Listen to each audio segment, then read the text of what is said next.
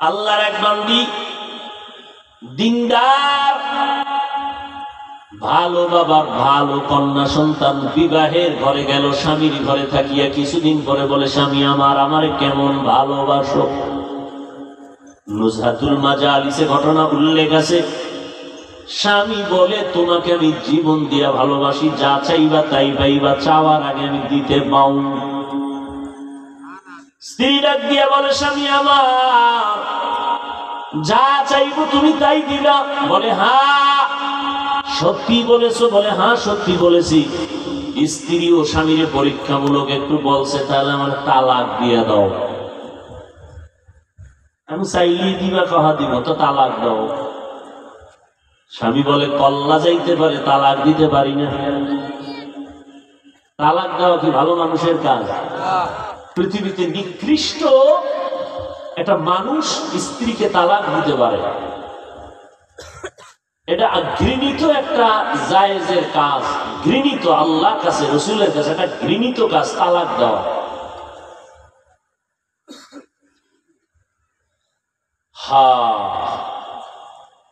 স্বামী তো আর তালাক দিবে না, স্ত্রী তো বলছে দাও, আর স্বামীর ওয়াদা দেওয়া, যা চাবা তাই দিন।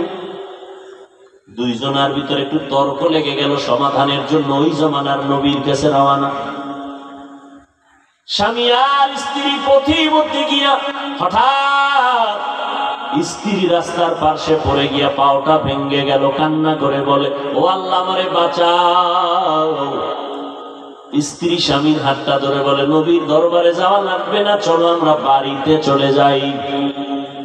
বাড়িতে যাইয়া স্ত্রী ডাক দিয়ে কয়, স্বামী আমি যে তালাক চাইছিলাম, কথাটা ফিরাইয়া নিলাম, মাফ করে দাও। স্বামী বলে, তালাক চাইলা কেন? চাওয়ার পরে ফিরাইয়া নিলা কেন? স্ত্রী ডাক দিয়ে কয়, স্বামী আমার রহমতের নবীর হাদিস শুনাইছো তুমি। কি হাদিস? আল্লাহ যারে মোহাব্বত করেন তাকে মুসিবত দিয়ে পরীক্ষা নেন। তোমার ঘরে আসছি, যতদিন আমি সংসার করছি কোনো মুসিবত আসে নাই। বুঝলাম যেখানে মুসিবত নাই সেখানে আল্লাহর রহমত নাই, আমিও সেখানে থাকতে চাই না বলে তালাক চাইছি। রাস্তার মাঝে যখন দেখলাম হঠাৎ তুমি রাস্তায় পড়ে গেছো, পাও ভেঙে গেছে, কান্না তোমার শুরু, আফসোস শুরু হয়ে গেছে, আল্লাহকে ডাকতেছে। মুসিবত যখন আসছে, রহমত চলে আসছে। আল্লাহর রহমত যেখানে আছে, আমি বান্দিও সেখানে আছি।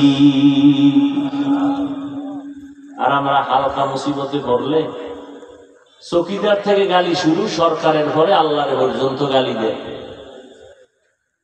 দেখেন না, একটু কামাই রুজিতে ঝামেলা, দৌড়ে গেছে ডক্টর ইউনূসের আব্বা কইয়া হারাম টাকার লোন উঠে একটা চায়ের দোকান দিবে, লোন উঠায়, লোন এনজিওদের কাছে যায়। এর ফলে কি হয়?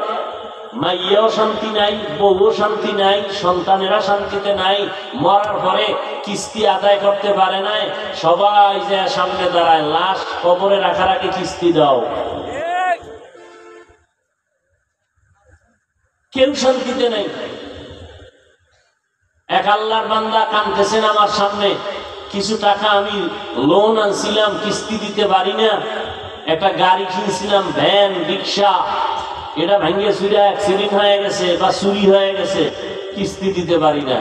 ওই পাওনাদার কুলাঙ্গারেরা আইসা আমার উপযুক্ত মেয়েটাকে মারলো, স্ত্রীকে মারছে। এর থেকে মরে যাওয়া ভালো না? যে আমার অপরাধের কারণে আমার আল্লাহ মাফ করুন, আমার মেয়েকে মারবে, আমার স্ত্রীকে গায়ে হাত তুলবে। তোর নাপাক হাত, সুদখোরের হাত, ঘুষখোরের হাত আমার স্ত্রীর গায়ে লাগবে। নাউযু বিল্লাহি মিন যালিক। আমি এত খারাপ পুরুষ? সুদেই লোভে পাপ, পাপে মৃত্যু। কই আমাকে হুজুর বাদ দেন না? RAB, army, police, BDR, doctor, professor, ব্যবসায়ী, চাকরিজীবীরা এক টাকাও হারাম খায় না, এমন লোক নাই? আপনি কেন পারেন না? আপনার জিহ্বাটা কুত্তার মতো বের হয়ে গেল কেন? বেশি খাইতে চান, মাওলায় না খাওয়াইলে খাইবেন কেমনে?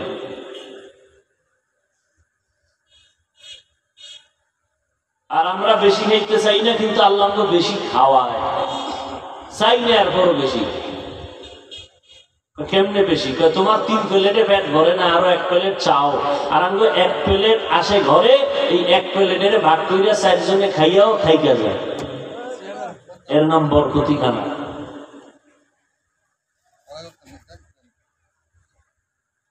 হায় হায় হায়। আল্লাহ তাআলা বলেন আমি মুমিনকে পরীক্ষা করব, কোন বেঈমানকে না। কারণ জান্নাত শুধু মুমিন পাবে, কোন বেঈমান পাবে না। আল্লাহ মুমিনের জান্নাত দিবেন, আর আল্লাহ পরীক্ষা নিয়ে একটু যাচাই করবেন তার ইমানের হালাত কেমন। আল্লাহ বলেন এই 5টা জিনিসের মাধ্যমে আমি মুমিনদের পরীক্ষা করব। কয় জিনিসের দ্বারা? 5টা। এই 5টা জিনিসের পরীক্ষায় তারা পাশ করবে যাদের মধ্যে একটা পুঁজি থাকবে, ওই পুঁজিটার নাম হলো ধৈর্য। যাদের মধ্যে ধৈর্য নাই এরা কোনোদিন পাশ করতে পারবে না। যেমন আপনারা এখানে আসছেন, ধৈর্য যাদের নাই তারা আসছে চলে গেছে, কিছুক্ষণ আছে চলে যায়, ধৈর্য নাই। ধৈর্য 3 প্রকার, ইবাদতের বেলায় ধৈর্য, গুনাহের বেলায় ধৈর্য, মুসিবতের বেলায় ধৈর্য। এই ধৈর্য ধারণকারীদের এত ফল, এত পুরস্কার। আল্লাহ তাআলা বলেন অনেক পুরস্কার আমি ধৈর্য ধারণকারীদের দান করব, তবে দুনিয়া আখিরাতে মহা 2টা পুরস্কার দিব ধৈর্য ধারণকারীদের। এক, দুনিয়ার পুরস্কার হলো আমি আল্লাহ তার বন্ধু হয়ে আজীবন থাকবো।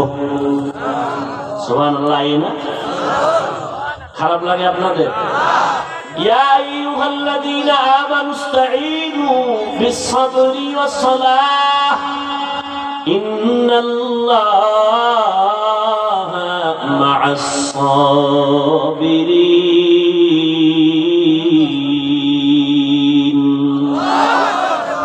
1 নম্বর পুরস্কার, আল্লাহ ধৈর্য ধারণকারীদের বন্ধু হয়ে থাকবেন দুনিয়ায়।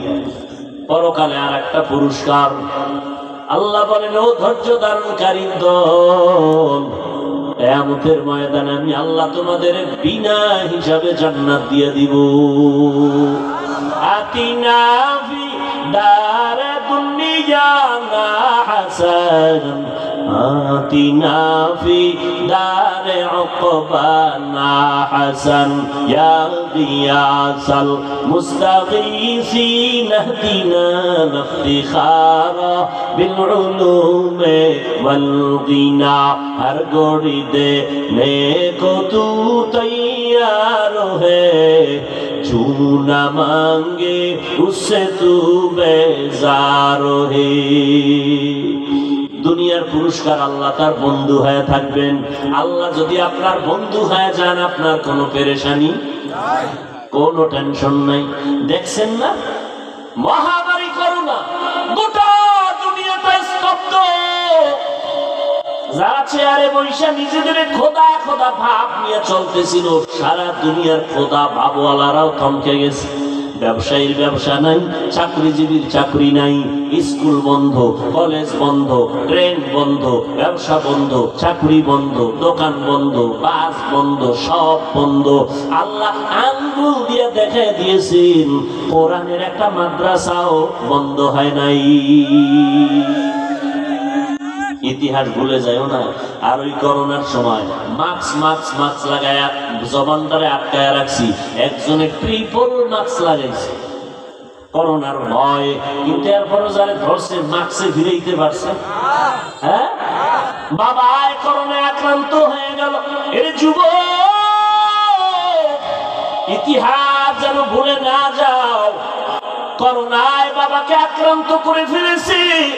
ওই বাবার 2টা কুলাঙ্গার শিক্ষিত শয়তান, 2টা কুলাঙ্গার সন্তান শিক্ষিত বাবারে যখন করোনায় ধুইরা ফেলাইলো, টাকা দিয়া এলাকার গরিব ছেলেদের কয় আমার বাবার লাশটা রাস্তায় ফালায় দিছে। দরওয়াজা লক করলো, জানালা লক করে দিল। জানালা দিয়ে একবারও সন্তান তাকায় দেখলো না বাবার লাশটা কি কুত্তায় খাইলো নাকি জানাজা হইল। কিন্তু জানো নি রে বাঙালি, ওই ইতিহাসটা কেমন? ওই বাংলাদেশের শত শত করোনার লাশ আমার দেশের কিছু পুলিশ ভাইরা আর আমার দেশের সিংহবাগ ওলামায়ে কেরাম টুপিওয়ালারা ওই লাশগুলো কাঁধের মধ্যে নিয়েছেন, গোসল করাইছেন, কাফন পরাইছেন, জানাজা পরাইছেন, কবর খনন করে দাফন করাইছেন। ইতিহাস ভুলে যাইও না, শত শত লাশ দাফন করানোর পরেও একজন হুজুরেও করোনায় মরে না। ভাল লাগে না শুনতে? না, আল্লাহ দেখায় দিয়েছেন হায়াতের মালিক আমার আল্লাহ। আমি আল্লাহ যদি আজরাইল পাঠাই তোর কাছে তোরে বাঁচাবে। বাংলাদেশের টাকার বালিশ বানায় ঘুমায় যমুনা গ্রুপের মালিক। করোনায় আক্রান্ত হইয়া আমার স্পেশাল ফ্লাইট দিয়া সিঙ্গাপুরে নিয়ে আমারে করোনা থেকে বাঁচাও। কত হাজার কোটি টাকা চাও, নেও। টাকা দিয়াও বান্দা বাঁচতে পারে না। 3টা সাদা কাপড়ের প্যাকেট হয়ে কবরে চলে গেছে। কথা ঠিক নেই? এ দুনিয়া সারিয়া কোথায় যাইবা ভাগিয়া, এ দুনিয়া সারিয়া কোথায় যাইবা ভাগিয়া, মরণ তোমায় লইবে ঘিরে যতই করো বাহানা। মরণ তোমায় লইবে ঘিরে যতই করো বাহানা। চিন্তা করে দেখো না কবরে কি যাইবা না, যেই কবরে আল্লাহ সারা বন্ধু কেহ থাকবে না। চিন্তা করে দেখো না কবরে কি যাইবা না। এ দুনিয়ায় সবই পর, কবর যে তোর আসো ঘর। এ দুনিয়ায় সবই পর, কবর যে তোর আসো ঘর। কেমনে সেথায় থাকবি পরে শুধুই মাটির বিছানা। কেমনে সেথায় থাকবা পরে শুধুই মাটির বিছানা। চিন্তা করে দেখো না কবরে কি যাইবা না, যেই কবরে আল্লাহ সারা বন্ধু কেহ থাকবে না। চিন্তা করে দেখো না কবরে কি যাইবা না, চিন্তা করে দেখো না কবরে কি যাইবা না। মরণ থেকে যতই পালাও, মরণ তোমায় নিবে ঘিরি। যদিও সুদূর আকাশ পানে লুকাও, সেথায় লাগিয়ে সিঁড়ি। নদী পথে নৌকা চালাও ও মাঝি ভাই, বেলা ডোবার আগে আমি ওপার উঠতে চাই। ডুবে গেলে বেলারে আর উঠে না, ভেঙ্গে গেলে মেলারে আর জমে না। আল্লাহ পাক রব্বুল আলামিন বলেন, আমি 5টা জিনিসের মাধ্যমে তোমাদের পরীক্ষা নিব। পাস করার জন্য একটা পুঁজি লাগবে, কি? ধৈর্য ধারণ করা লাগবে। ধৈর্যের পরীক্ষায় যারা আগাবে তারা পাস। 5টা জিনিসের পরীক্ষার 1 নাম্বার পরীক্ষা আল্লাহ যে জিনিস দিয়ে নিবেন এর নাম ভয়, মিনাল খাউফ। ইমাম শাফিঈ রাহমাতুল্লাহ আলাইহি বলেন, এখানে ভয় দ্বারা উদ্দেশ্য হলো আল্লাহর পক্ষ থেকে ভয়। ও সিরাজগঞ্জের মুসলমান, দাড়ি রাখলে আল্লাহ খুশি, দাড়ি রাখলে তোমার আত্মীয় স্বজনরা শালি দুলাভাই বেজার। এখন কি শালি দুলাভাইয়ের লজ্জার ভয় দাড়ি কাটবা, নাকি আল্লাহর শাস্তির ভয়ে দাড়ি রাখবা? এখানে তোমার ইমানের পরীক্ষা। পর্দা করলে আমার আল্লাহ খুশি, পর্দা করলে তোমার আত্মীয় স্বজন বেজার। এখন আত্মীয় স্বজনের মন পাওয়ার জন্য তাদের গালাগালি শোনার ভয় কি তুমি পর্দা ছেড়ে দিবা, নাকি আল্লাহর আযাবের ভয়ে পর্দা করবা? এটাই তোমার ইমানের পরীক্ষা। আল্লাহর পক্ষ থেকে ভয়, এই ভয়ের নাম হলো তাকওয়া। আরেক প্রকার ভয় হলো বান্দার পক্ষ থেকে ভয়। যেমন ফিলিস্তিনের জমিনে ইসরায়েলি জালেমরা ভয় দেখায়, কয় এই জেরুজালেম বাইতুল মুকাদ্দাস তোমরা ছেড়ে চলে যাও, আমরা দখল করব। তোমাদেরকে ভয় দেখায় যদি না যাও তোমাদের মেরে ফেলবো, আগুনে পোড়ায় ফেলবো। মুসলমান ডাক দিয়া কয়, আমরা তোরে ভয় পাই না, আমরা ভয় করি আমার আল্লাহর আযাব। বাইতুল্লাহ আল্লাহর ঘর, বাইতুল মাকদিসের কলিজার মধ্যে জায়গা দিয়েছি, আল্লাহ দিতে পারবো, ঈমান দিতে পারবো না। এই চিন্তায় তারা সীসা ঢালা প্রাচীর হয়ে দাঁড়ায় আছেন। ইসরায়েলি জালেমদের জুলুমের ভেতরে পড়ে গেছেন। শাহাদাতের পেয়ালা দিয়ে তারা জান্নাতে যাইতেছেন। এরপরেও তারা ওই জমিন থেকে কেউ ভেগে যায় না। ওই ইসরায়েলি জালেমদের কাছে মুসলমান মাথা নত করে না। বাবাই ঘুরে গেলে মিষ্টি খাওয়ায় ফিলিস্তিনে। সাংবাদিকরা কয়, ভাই আপনি বিপদের মধ্যে মিষ্টি খাওয়ান কেন? আমি খুশি। কেন খুশি? আমার 2 সন্তান শহীদ হইয়া জান্নাতে আরামে আছে, আমিও রেডি হইতেছি, আমিও জান্নাতে যাব। আর আমাদের দেশে কিছু কুলাঙ্গার আছে মুসলমানের বাচ্চা, এরা চায়ের দোকানে বয়ে বয়ে কয় ফিলিস্তিনে মানুষ মরে, বাংলাদেশে চিল্লাইলে লাভ কি? আল্লাহ হেদায়েত দান করুন। ভাইরা আমার, 1 নম্বর ভয় আল্লাহর পক্ষ থেকে ভয়, বান্দার পক্ষ থেকে ভয়। ও বান্দা, তুমি যদি দাড়ি রাখো, নামাজ পড়ো, অনেক ক্ষেত্রে তোমার চাকরিতে রাখবে। এখন কি তুমি কি টাকার জন্য তুমি চাকরি করবা, নাকি আমার আল্লাহর জন্য তুমি আল্লাহর পথে চলবে? এটা ঈমানের পরীক্ষা। আমি সংক্ষেপে বলে যাচ্ছি। 2 নম্বর পরীক্ষার বস্তু হলো ক্ষুধা। আল্লাহ ক্ষুধা লাগাইও পরীক্ষা নিবেন। ইমাম শাফিঈ রাহমাতুল্লাহ আলাইহি বলেন, এখানে ক্ষুধা দ্বারা উদ্দেশ্য হলো রোজা। অনেকে রোজার মাস রোজা রাখতে পারে নাই। কি ভাই আপনি রোজা রাখেন না কেন? মুসলমান কয়, আমার ঘরে কি ভাতের অভাব, আমি রোজা রাখবো কেন? আমরা কি ভাতের অভাবে রোজা রাখছি? আরে রোজা তো হিন্দুরাও রাখে, বৌদ্ধরাও রাখে, খ্রিস্টানেরাও রাখে, পৃথিবীর সবাই রোজা রাখে। সিস্টেম আলাদা, নাম আলাদা।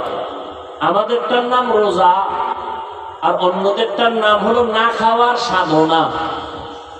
আর আমাদের মুসলমানের না খাওয়ার সাধনা না, বরং না খাওয়ার মধ্য দিয়ে আল্লাহ পাওয়ার সাধনা। অতএব তুমি ভাতের অভাবে কেন বললা রে বাবা? আল্লাহ পাক রব্বুল আলামিন ক্ষুধার দ্বারা পরীক্ষা নিবেন। সাহাবায়ে কেরাম, এমনকি আপনার আমার নবী, যেই নবীর জন্য আমার আল্লাহ নিজে আসে, ওই নবী দোয়া করলে উহুদ পাহাড় স্বর্ণ হয়ে যাইত। কিন্তু ওই নবী খন্দকের যুদ্ধে পেটে পাথর বেঁধেছেন। সাহাবায়ে কেরাম পেটে পাথর বেঁধেছেন, তারপরেও কোনদিন বাতিলের কাছে আপোষ করেন না, হারাম পথে যান না। ও মুসলমান, নবীর আশিক, রমজানের রোজা রাখো ক্ষুধার মাধ্যমে পরীক্ষা। নবী তো শুধু রমজান না, সপ্তাহের বৃহস্পতিবার সোমবার দিনও নবী রোজা রাখছেন। আর রোজাটা শুধু ঈমানের কারণ না, শরীরটারে সুস্থ রাখার একটা ঔষধ হলো রোজা। আর মূর্খ কিছু মানুষেরা রোজারে বানাইছে রোগের কারণ। আমি রোজা রাখলে রোগ বেড়ে যায়, অথচ শরীরের রোগের ঔষধ হলো রোজা, আর এ বানাইছে রোগের কারণ। যেমন নিয়ত তেমন বরকত। 3 নম্বর পরীক্ষা, ওয়া নাকসিম মিনাল আমওয়াল, মালের ঘাটতি, মালের কোরবানি। ইমাম শাফিঈ রাহমাতুল্লাহ আলাইহি বলেন, এখানে মালের কোরবানি দ্বারা উদ্দেশ্য হলো যাকাত।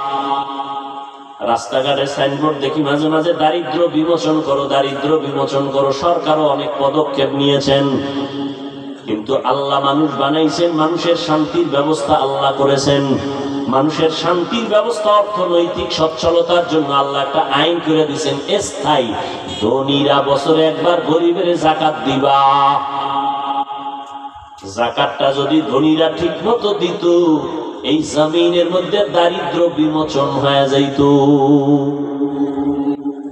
যাকাত অনেকে দেয়, কিন্তু সঠিকভাবে দেয় না, হিসাব করে না। নবীজি হাদিসে বলছেন, কিয়ামতের আগে বড় লোকেরা যাকাত দেওয়াটাকে জরিমানা মনে করবে, বলবে এটা জরিমানা দেওয়া যাবে না।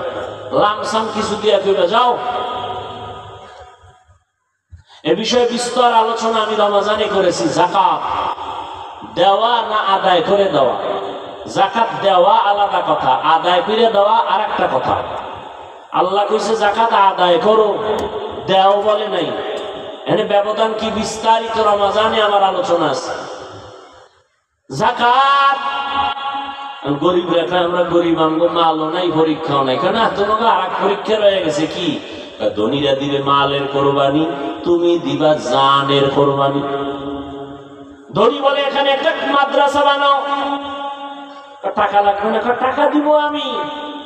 তাহলে ঘর দুয়ার মাটি কাটার কাজ করবে কে? ধনী বলে এটা আমার সময় নাই, আমি পারি না, আমি মালের কোরবানি দিলাম। ও গরিবেরা, তোমরা জানের কোরবানি দাও, খরচ আমি দিব, তোমরা জানের কোরবানি দাও, সময় দাও। দেখছেন আল্লাহ কেমনে সাজাইছেন? জান্নাতের রাস্তায় সবাই ঢুকার সুযোগ দিচ্ছেন। ধনীরাও ঢুকবে, গরিবেরাও। ধনী টাকা দেয়, গরিব তুমি সময় দাও।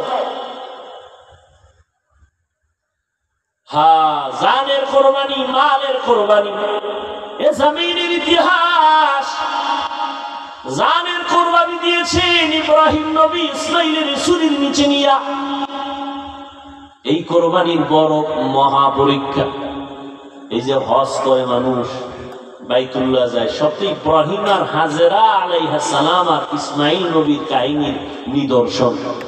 সাফা মারওয়ায় না দৌড়াইলে হজ বাদ। সব আম্মা জান হাজেরা আলাইহিস সালামের দৌড়ানি আল্লাহ আইন করে দিছে কিয়ামত পর্যন্ত। ওই পাথর মারে না, পাথর আরে মেয়ে কথা বল না, কেন মারে জানেন না? কারে মারে? তখন কি শয়তান বয়ে গেছে? শয়তান বড় হয়েছে, সবাই পাথর মারে হোমানে। একজনে জুতাও মারছে, শয়তান ধরে দেখাই দেয় জুতা মারতেছে। শয়তানকে ওখানে বয়ে রয়েছে। ওই ইসমাইল নবী আর ইব্রাহিম নবী যে পাথর মারছিল, আল্লাহ এটারে নিদর্শন বানায় দিছে।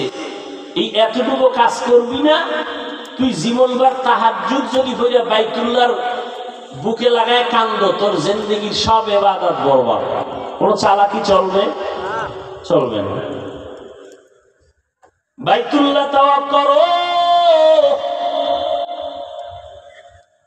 জমজমের পানির জন্য হাজিরা পাগল। সারা দুনিয়ার চিকিৎসা বিজ্ঞানীরা থিওরি দিয়ে দিছে, জমিনে যত পানি আছে, জমজমের মতো বিশুদ্ধ পানি জমিনের মধ্যে আর কোথাও নাই। দেখছেননি? সেই ইসমাইল শিশু বাচ্চার কান্না থেকে পানি শুরু, ওখান থেকে যেই পরিমাণ ছিল আজও সেই পরিমাণ আছে। হাজার হাজার হাজার হাজার কোটি মিলিয়ন ট্রিলিয়ন বিলিয়ন পানি মানুষগুলো নিয়ে যায় হাজি সাহেবরা, কিন্তু পানি কমেও না, বাড়েও না। সুবহানাল্লাহ। সাহাবায়ে কেরাম একদিন জিজ্ঞাসা করলেন, ইয়া রাসূলুল্লাহ, জমজম কূপের তলা কই? নবী বলেন, জমজম কূপের তলা হলো হাউজে কাউসারের সাথে লাগানো। দাঁড়াইয়া খায় গরুতে, দাঁড়াইয়া খাওয়া পান করা ইসলামে নিষেধ। তবে দুই কারণ, দুই জিনিস দাঁড়াইয়া পান করা সুন্নত। জমজমের পানি দাঁড়ায় করেন, বইয়া করলে গুনাহ হবে না, খবরদার। আবার প্যাঁচ লাগে না, কিলে কিলি বাজায় না, অনেকে আবেগে কিলে কিলি বাজায়। জমজমের পানির উপকার আছে প্রায় 25টার মতো। এর মধ্যে বড় উপকার কি? আমাদের পানির পিপাসা কি ভাতে নিবারণ হবে? ফলে নিবারণ হবে? হবে না। কিন্তু জমজম পানি এমন একটা আল্লাহর নিয়ামত, পেটের ক্ষুধাও নিবারণ করে, পানির পিপাসাও নিবারণ করে। ভাত খাওয়া লাগবে না। নবী একটা খেজুর একটু জমজমের পানি দিয়া সাহারি খাইছেন, সারাদিন রোজা সাহাবায়ে কেরাম। আর আমরা সাহারি খাইতে খাইতে আজানও দেখা আরো খাইয়ে, এমন খাওয়ানোর পাগল বাঙালি।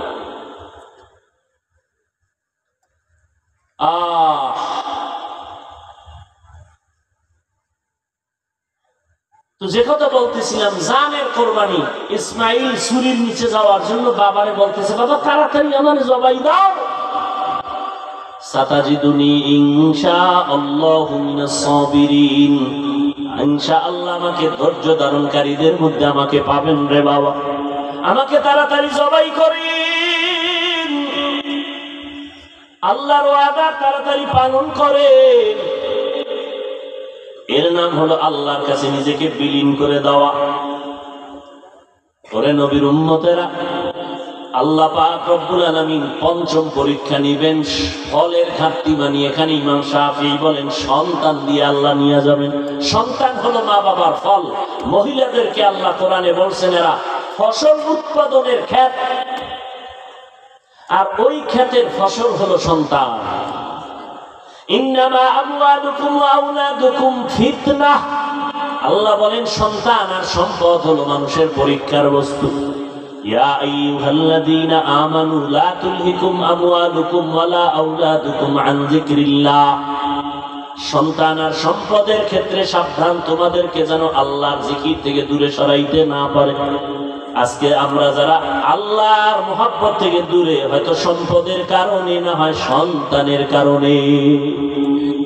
এই বাবারা, সন্তান পাইয়া একটু কিউট চেহারা, কি প্রশংসা, চুমো খায়, এত সুন্দর বাচ্চা, তুমি একবারও কি আলহামদুলিল্লাহ বলছো? এত সুন্দর চেহারা কে দিছেন? আল্লাহ। সে আল্লাহরে কয়বার তুমি শুকর আদায় করে বলছো, আল্লাহ তুমি কত না সুন্দর? একবারও তুমি দিলা না। সন্তান তারে আব্বু আব্বু বইলা চুমাইলা, কত শতবার আব্বু বলে চুমাইছো, কিন্তু যে আল্লাহ এত সুন্দর চেহারা দিয়া বানাইছে, ওই আল্লাহর কয়বার শুকর আদায় করছো রে নিমক হারাম?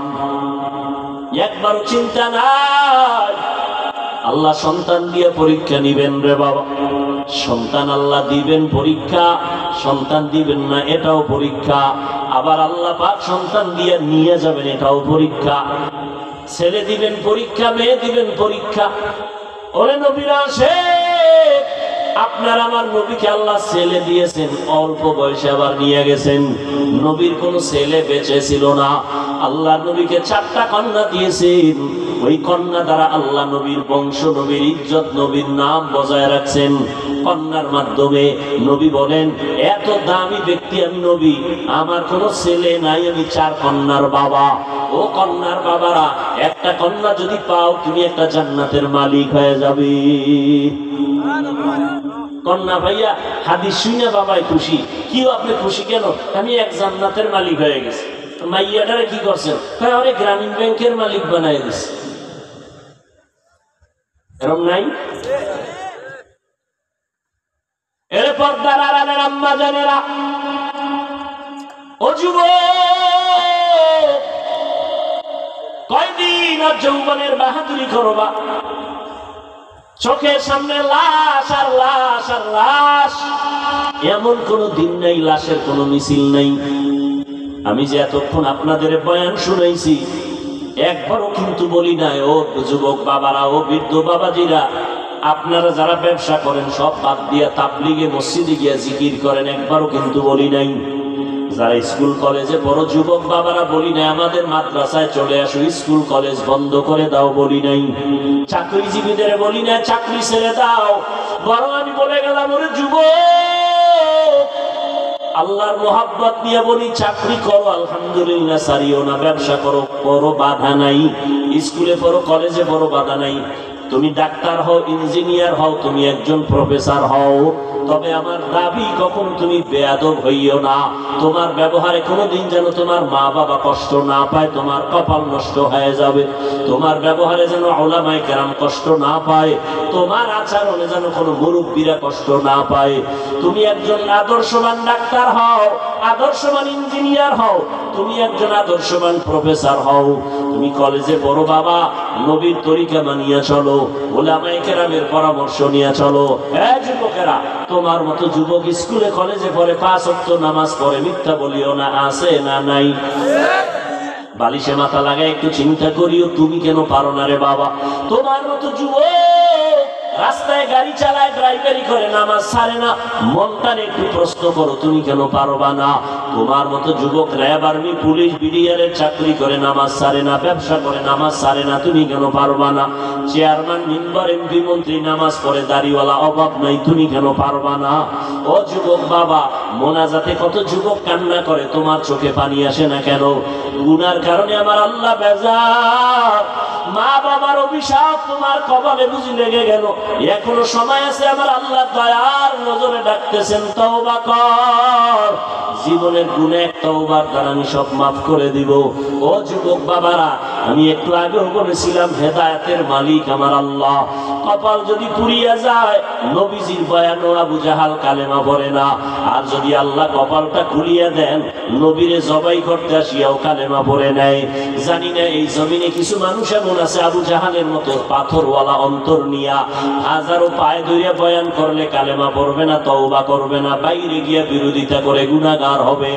আর একদল আল্লাহর বান্দা ওমরের মেজাজওয়ালা গুনার কথা স্মরণ করিয়া উলামায়ে কেরামের মজলিসে বইসা হঠাৎ তার দিলের মধ্যে দাগ কাটছে, মনে মনে ভাবে আল্লাহ জীবনে কত অন্যায় করেছি, কেউ জানে না, আব্বা আম্মা কেউ জানে না, আমার আপন জনেরা কেউ জানে না। ও আল্লাহ, আমি কত নামাজ ছাড়লাম, কত বেপরদায় চললাম, দাড়ি কাটলাম। ও আল্লাহ, তুমি জানো, জানিয়াও তো রাগ করে পানি বন্ধ করো নাই, বাতাস বন্ধ করো নাই। ও আল্লাহ, আজকে তওবার নিয়ত করে ফেললাম। কোন দিন মরণ হবে জানা নাই, গাড়ির নিচে পানির নিচে লাশ আর লাশ, ঘুমের বিছানায় যুবকের লাশ। আর গুনার কাছেও যাব না, মা বাবারে কষ্ট দিব না, আজকে থেকে তওবা করে নিব। এরকম যুবক কিছু আছে তওবা করে ফেলবে, মনে মনে আল্লাহকে বলবে আল্লাহ আর নামাজ ছাড়বো না, বেপরদায় চলবো না, মা বাবাকে কষ্ট দিব না, উলামায়ে কেরামের পরামর্শ নিয়ে নবীর তরিকা মানিয়া চলবো, আর দাড়ি কাটবো না, বেপরদায় চলবো না। ও যুবক বাবারা, ও বৃদ্ধ বাবাজিরা, আপনাদের মতো কত বুড়া মানুষ মসজিদে গিয়া 5 বেলার নামাজ পড়ে, আপনি কেন পারবেন না? ও পর্দার আড়ালের আম্মা জান বোনেরা, আপনাদের মতো কত মা বোন আছে পর্দা করে, মোবাইলে সময় নষ্ট করে না, স্বামীর মাল হেফাজত করে, আল্লাহর মোহাব্বত নিয়ে নামাজ পড়ে, আপনারা কেন পারবেন না? আল্লাহ সন্তান দিছেন, নেককার সন্তান বানায়া যান, ডাক্তার বানাবেন, কোরআন পড়াইয়া যান, সন্তানটা কোরআন পড়বে, ডাক্তারি পড়বে, মা বাবার জন্য দোয়া করবে। ও পর্দার আড়ালের আম্মা জানেরা, তওবার নিয়ত করে তওবা করেন। পিছনে যত গুনাহ করছেন, সামনে আর কোনো অপরাধ করবেন না।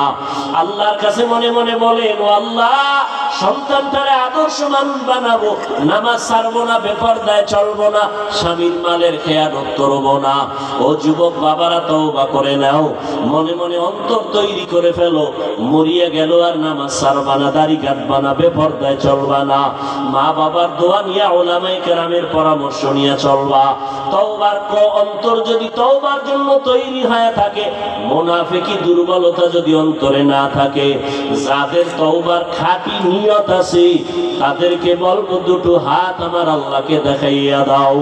আয় আল্লাহ, হাতগুলো কবুল করে নেন, তওবা কবুল করে নেন, তওবার উপরে মজবুত হইয়া চলার তৌফিক দান করেন, আমিন। আলহামদুলিল্লাহি রাব্বিল আলামিন, ওয়াসসালাতু ওয়াসসালামু আলা সাইয়্যিদিল আমবিয়াই ওয়াল মুরসালিন ওয়া আলা আলিহি ওয়া আসহাবিহি আজমাইন। ইয়া আরহামার রাহিমিন, ইয়া আরহামার রাহিমিন, ইয়া আরহামার রাহিমিন, রাব্বিরহামহুমা কামা রাব্বায়ানি সগীরা। اللهم إنك عفو كريم تحب العفو فاعف عنا. اللهم إنا نسألك رضاك والجنة ونعوذ بك من سخطك والنار. اللهم إنا نعوذ بك من البرص والجنون والجذام وسيء الأسقام. اللهم اجعلني في عيني صغيرا وفي أعين الناس كبيرا. ربنا ظلمنا أنفسنا وإن لم تغفر لنا وترحمنا لنكونن من الخاسرين.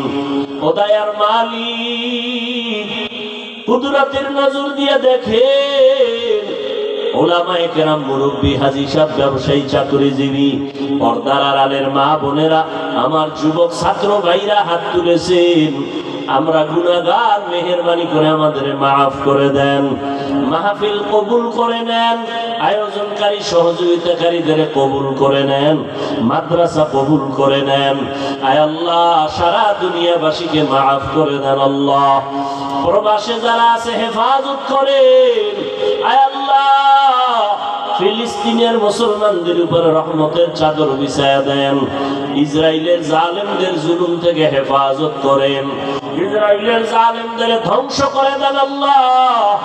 সমস্ত জালেমদের জুলুম থেকে হেফাজত করেন আল্লাহ। বাংলাদেশ শান্তির দেশ বানায় দেন। জনপ্রতিনিধির দায়িত্ব যারা পালন করে, আয় আল্লাহ প্রশাসনিক ভাবে যারা কাজ করে সবাইকে দ্বীনের খাদেম বানায় দেন। মা বোনদের আবেদা বানায় দেন। 5 ওয়াক্ত নামাজি পর্দাওয়ালা বানায় দেন। ঘরে ঘরে সুন্নতের বাতি জ্বালায় দেন। সন্তানগুলো নেককার বানায় দেন। লেখাপড়া যারা করে পরীক্ষার্থীকে নিয়ে বিধান করেন। মাদ্রাসা মসজিদগুলো কবুল করে নেন। অন্যান্য শিক্ষা প্রতিষ্ঠান নবীর আদর্শে কবুল করে নেন। আয় আল্লাহ আমাদের রিয়া হাসাদ কিবির দূর করে অন্তরে ইখলাস দান করেন। মুখালিফের মুআফিক বানায় দেন। ইলম হিকমত আমলে বরকত বাড়ায় দেন। ওলামা তোলাবা উম্মতের অন্তরে ইজ্জত মুহাব্বত বাড়ায় দেন। ওলামা আহলে হকের বিজয় দান করেন। বাতিলের মোকাবেলায় বিজয় দান করেন। আয় আল্লাহ আমার কলিজার টুকরা যুবক প্রত্যেকের দ্বীনের খাদেম বানায় দেন। মোবাইলের গুনাহের থেকে হেফাজত করেন আল্লাহ। মোবাইলের গুনাহের থেকে হেফাজত করেন আল্লাহ। মোবাইলের গুনাহের থেকে হেফাজত করেন আল্লাহ।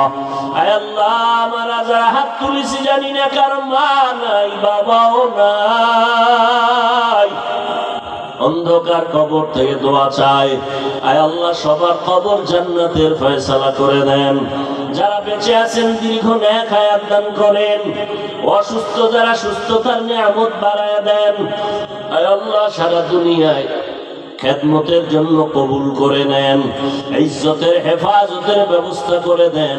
আয় আল্লাহ আম্বিয়া কেরাম, সাহাবা কেরাম, শুহাদা কেরাম, আউলিয়া ইসলামিক মিডিয়া 426 ইউটিউব চ্যানেল, সবাই চ্যানেলটি সাবস্ক্রাইব করুন। আমাদের নতুন নতুন ওয়াজ মাহফিল পেতে সবাই সাথেই থাকুন। ধন্যবাদ।